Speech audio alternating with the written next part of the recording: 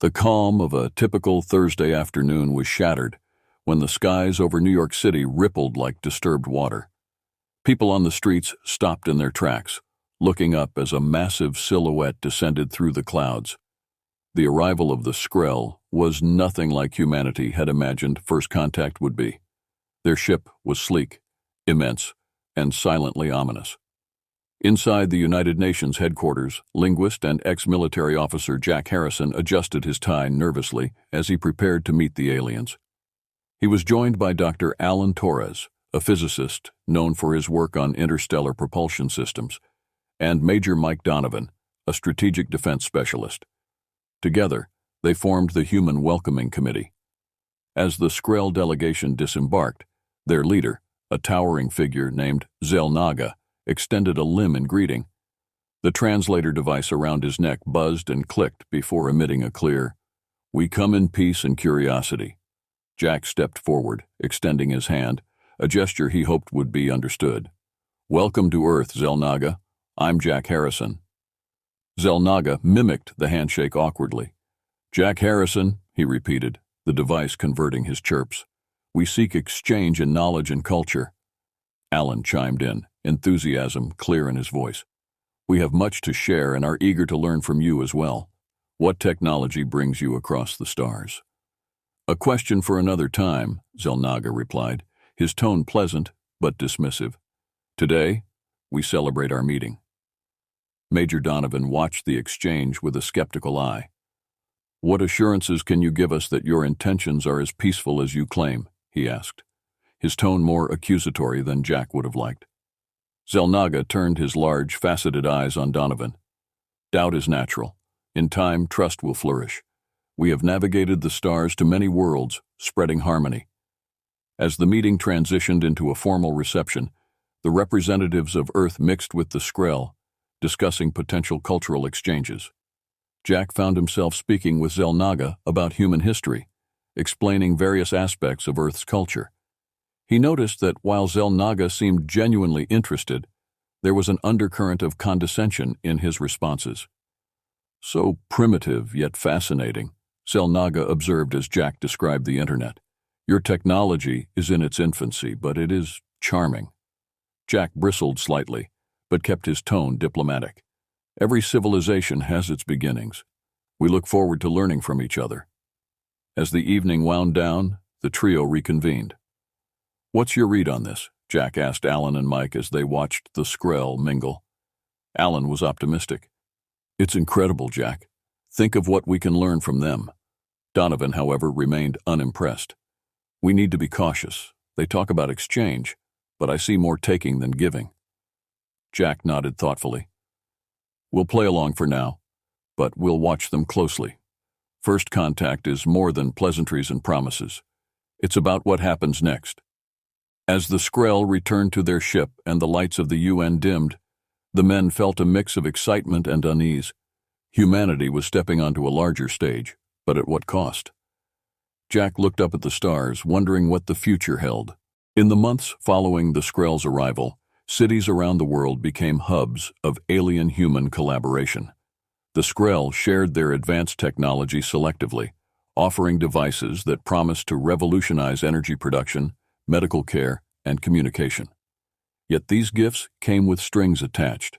They required human assistance to adapt Skrell technology for Earth's infrastructure, creating a dependency that was not initially apparent. Jack Harrison, now a liaison officer for human-alien cooperation, worked closely with Alan Torres to integrate this new technology into human systems. Meanwhile, Major Mike Donovan oversaw the security protocols around these operations, wary of the alien influence spreading too quickly. One evening in a newly established Joint Operations Center in Washington, D.C., Jack and Alan examined a Skrell device meant to enhance network efficiency. "It's incredible, isn't it?" Alan remarked. His eyes lit with the glow of the holographic display. "They say it'll make our data processing 20 times faster." Jack nodded but felt a pang of unease. "And yet they won't tell us how it works, only how to install it. Don't you find that odd?" Before Alan could reply, Donovan entered the room, his expression grim. "We need to talk," he said, glancing at the device.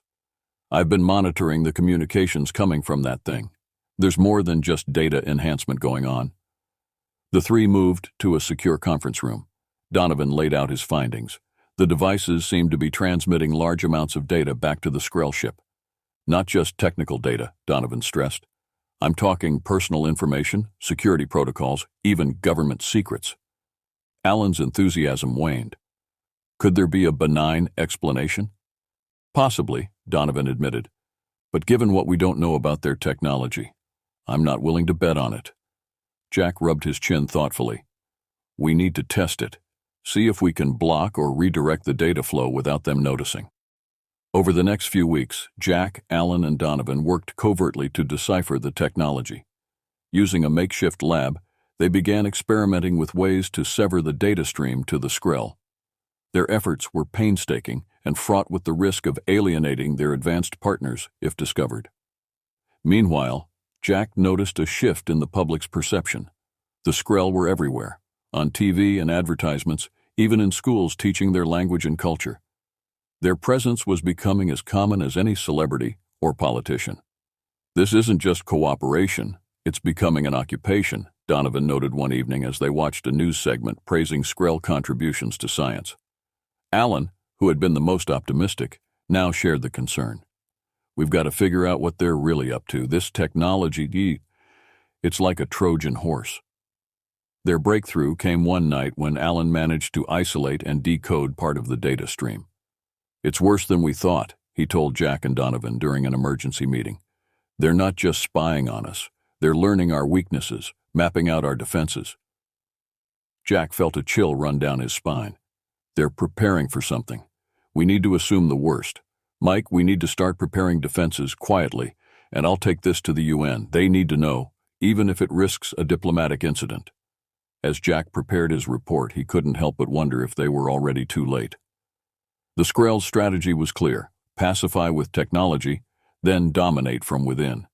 He drafted his notes carefully, choosing his words to alert but not alarm, an intricate dance of diplomacy and urgency. As the sun rose over the capital, Jack sent his secure communiqué to the UN Security Council.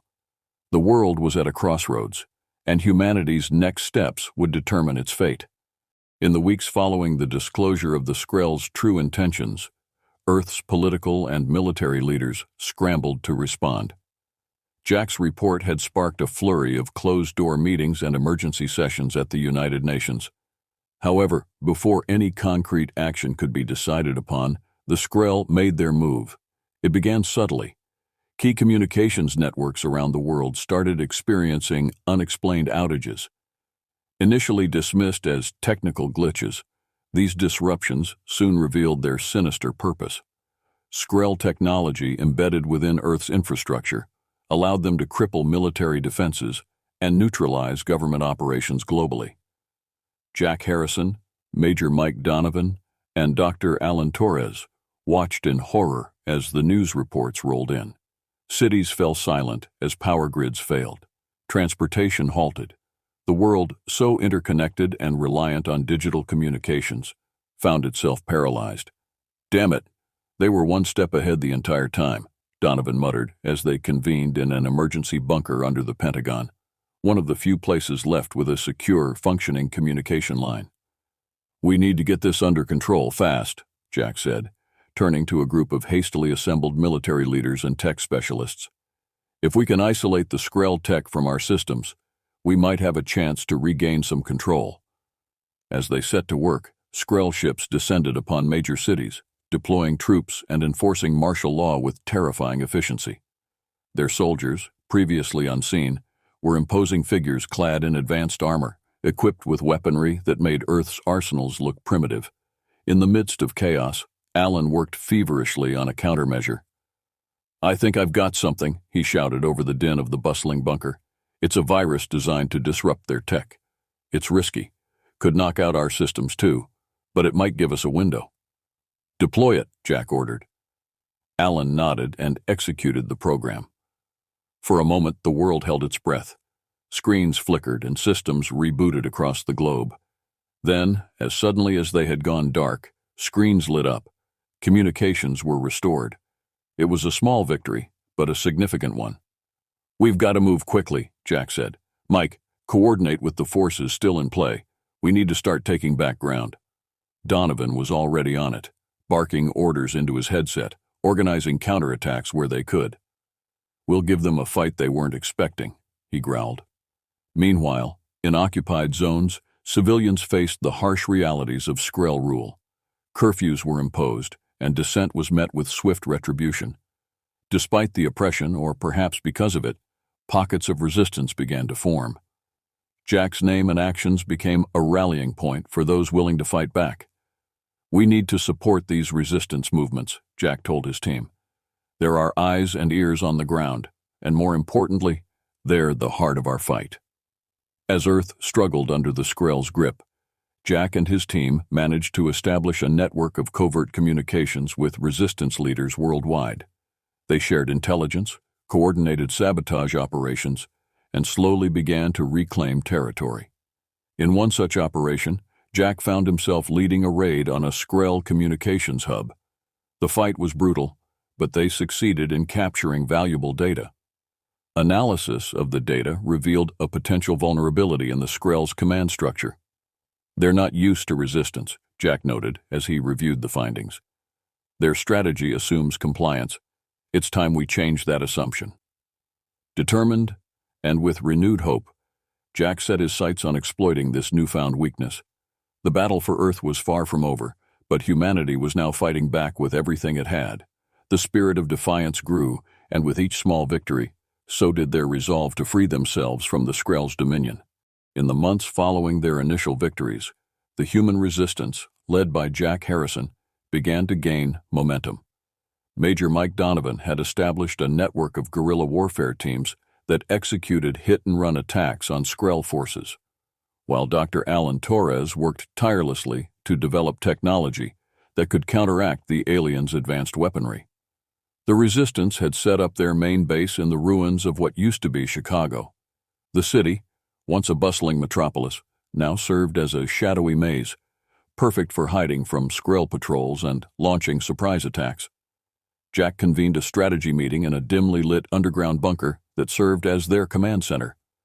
Around him were his closest advisors and unit leaders, faces etched with determination and fatigue.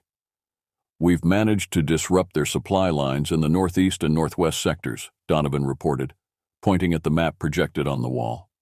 "It's causing confusion, and their response times are getting slower." Alan chimed in, holding up a small device that emitted a faint blue light. "And with this new EMP grenade we've developed, we can disable their drones for about 10 minutes, enough time to execute a strike and vanish before they can bring reinforcements." Jack nodded, processing the updates. "Good work. We need to keep up the pressure. Every operation must count. Our goal isn't just survival anymore. It's to reclaim our planet."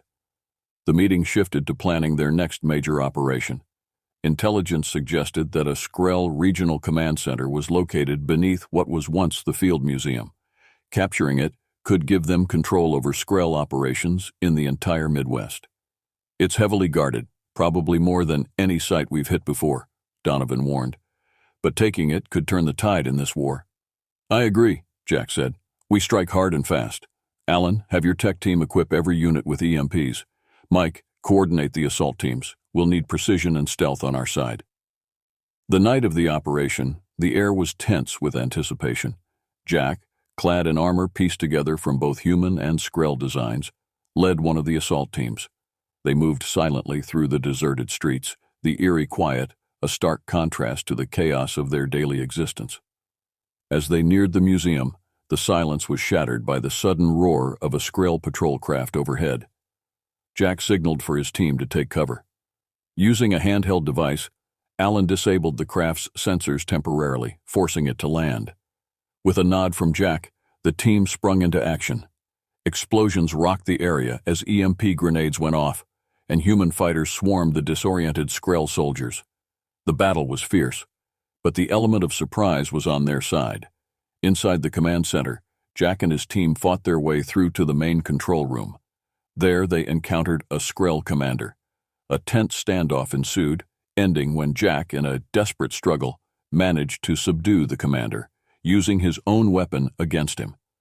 With the command center secured, Jack addressed his team, his voice echoing through the halls. "This is more than a victory. It's a declaration that we are not defeated. We will keep fighting until Earth is ours again." As word of the successful operation spread, more humans joined the resistance. Each victory, each reclaimed piece of territory, ignited hope across the globe. Jack knew the road ahead was fraught with challenges, but for the first time since the invasion, there was a real sense of hope that they could win this war. The shadows of rebellion were growing, casting a long and threatening figure against the Skrill occupation. After the significant blow dealt to the Skrill by destroying their experimental weapon, the human resistance, energized and more organized, began to shift from guerrilla tactics to more strategic, large-scale operations. Jack Harrison, leading from the front, recognized the urgency to capitalize on their momentum before the Skrill could regroup and retaliate. In a strategy meeting at their makeshift headquarters, now bustling with recruits and reclaimed technology, Jack discussed the next critical move with his top advisors, Major Mike Donovan and Dr. Alan Torres. "We've hurt them, but we haven't crippled them," Jack stated, eyes scanning over satellite images of a Skrill mothership hovering ominously above Earth's atmosphere. "Taking out that mothership could be the key to ending this war. It's their command center, their hub of operations." Alan looked skeptical. "It's well defended, Jack, and it's not just about getting there. We need a way to get inside and do enough damage to make a difference." "That's where you come in, Alan," Jack responded. "We've captured enough of their tech. Can we retrofit one of our shuttles to mimic their technology?" Alan rubbed his chin, deep in thought. "It's possible. We could use the Skrill transponder codes we captured. It won't be perfect, but it might just get us close enough to board without detection." Mike chimed in, "And once we're on board, it's going to be a straight fight. We'll need to be quick and lethal." The plan was set. Over the next few weeks, the Resistance's best engineers and scientists worked tirelessly, converting a captured Skrill shuttle into a Trojan horse that could carry a strike team to the mothership. Meanwhile, Jack trained with Mike, preparing a hand-picked team for close-quarters combat in zero gravity. The day of the operation arrived. The retrofitted shuttle, disguised as a Skrill transport, launched into orbit with Jack and his team aboard, hearts racing as they breached the atmosphere. As they approached the mothership, a tense silence fell over the team. The shuttle's Skrill transponder codes were their only shield now. Everyone held their breath as they drifted closer, passing through the giant ship's security perimeter without an alarm. "We're in," whispered Alan from the pilot's seat, a hint of disbelief in his voice. The shuttle docked quietly in the mothership's hangar. Jack and his team, armed and ready, quickly disembarked. They moved through the corridors using Alan's hacked maps and guidance to avoid patrols and navigate the colossal ship. Their objective was the ship's core, where they planned to plant explosives that would disable the mothership's propulsion and weapon systems. The journey through the ship was a nerve-wracking game of cat and mouse, with close calls and near misses with Skrill patrols. Finally, they reached the core. As they set the charges, the unexpected happened. They were ambushed by Skrill soldiers, led by none other than the Skrill commander they had faced before on Earth. A fierce battle erupted, blaster fire lighting up the darkened room. Jack found himself face to face with the Skrill commander, their previous encounters adding a personal stake to their confrontation. They exchanged blows in a brutal hand-to-hand combat, while around them, the battle raged. Using a combination of his training and sheer determination, Jack managed to overpower the commander, using a stolen Skrill weapon against him. As the commander fell, Jack gave the signal, and the team detonated the explosives. The explosion rocked the ship, alarms blaring and lights flickering. "Time to go!" Jack yelled, leading his team back to the shuttle. They fled through the chaos, reaching their shuttle just as the ship began to lose power. As they detached and sped away, the mothership behind them was left drifting, crippled, and unable to pursue. Watching the wounded Skrill ship through the shuttle window, Jack felt a mix of exhaustion and triumph. This victory was decisive, a major shift in the war's tide, proving that humanity was not only capable of fighting back, but also of striking at the heart of their oppressors. The successful strike against the Skrull mothership marked a pivotal turn in the war. With their command structure in disarray and their strategic hub disabled, the Skrull forces on Earth became isolated and vulnerable. Humanity's resistance, now bolder and more coordinated under Jack Harrison's leadership, seized this advantage, launching operations to reclaim their planet. As Earth's forces gathered strength, Jack planned the most ambitious phase of their campaign yet, a direct assault on the Skrull homeworld. Intelligence gathered from the crippled mothership had revealed coordinates and details about the planet, a once secret piece of information that could shift the war's outcome decisively. Taking the fight to them is our best chance to end this once and for all, Jack explained to his assembled leaders, including Major Mike Donovan and Dr. Alan Torres. We've shown we can hit them hard. Now let's show them they're not safe even at home. The preparation for this interstellar assault was intense. Alan and his team worked on adapting Skrull space travel technology to human needs, enhancing the fleet's speed and stealth capabilities. Meanwhile, Mike trained the troops for what would be the most challenging battle of their lives. The journey to the Skrull homeworld was fraught with tension. The fleet, a mix of human and retrofitted Skrull ships, traveled through hyperspace, a technology once unimaginable to Earth scientists. As they approached the planet, the reality of their mission weighed heavily on everyone. Upon arrival, they found the Skrull surprisingly unprepared. The chaos caused by the loss of their mothership had rippled back to their homeworld, causing political and military upheaval. Taking advantage of this confusion, Jack led his forces in a daring orbital drop straight into the capital. The battle for the Skrull homeworld was fierce. Skrull soldiers, rallying to defend their planet, fought desperately, but the human forces, fueled by years of oppression and the burning desire for freedom, were relentless. Jack led a squad through the capital towards the government complex, a towering structure that housed the Skrull's ruling council. The fighting was brutal, with heavy casualties on both sides, but the human forces slowly gained ground. In the heart of the complex, Jack faced off against the Skrull Supreme Leader in a climactic confrontation. The leader, a veteran of many interstellar campaigns, was formidable, but Jack's resolve was unshakable. They exchanged blows in a violent duel, with Jack ultimately triumphing using a combination of guile, training, and the raw determination that had come to define humanity's struggle. With their leader defeated and their capital seized, the Skrull's will to fight crumbled. Jack's forces secured the complex, and he broadcast a message of victory to Earth and the surrounding systems, declaring the Skrull's reign over humanity at an end. The aftermath was a time of reckoning. The Skrull, now leaderless and disorganized, capitulated, agreeing to terms that ensured they would never threaten Earth again. Human leaders, including Jack, began the complex process of rebuilding and negotiating the formation of a new galactic order. Jack, hailed as a hero, stood before the assembly of human and alien representatives, delivering a speech not just of victory, but of a future. "Today we begin a new chapter," he declared, "one where freedom and justice extend across the stars.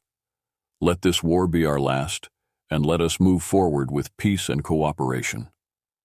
The liberation of Earth and the defeat of the Skrull marked a new era for humanity, one filled with hope and the promise of a better future. As celebrations erupted back home, Jack looked out over the Skrull homeworld, a planet forever changed by the arrival of a determined human race. In the wake of their unprecedented victory, humanity faced the colossal task of rebuilding not just their own world, but of defining their role in a new interstellar landscape. Earth, once a victim of alien subjugation, emerged as a key player in the galactic community. Jack Harrison, whose leadership had been pivotal in the resistance, found himself at the forefront of these efforts. The first order of business was the reconstruction of Earth's cities and infrastructure, which had suffered greatly under Skrull occupation. Jack worked closely with leaders from around the world to ensure the recovery was both swift and equitable.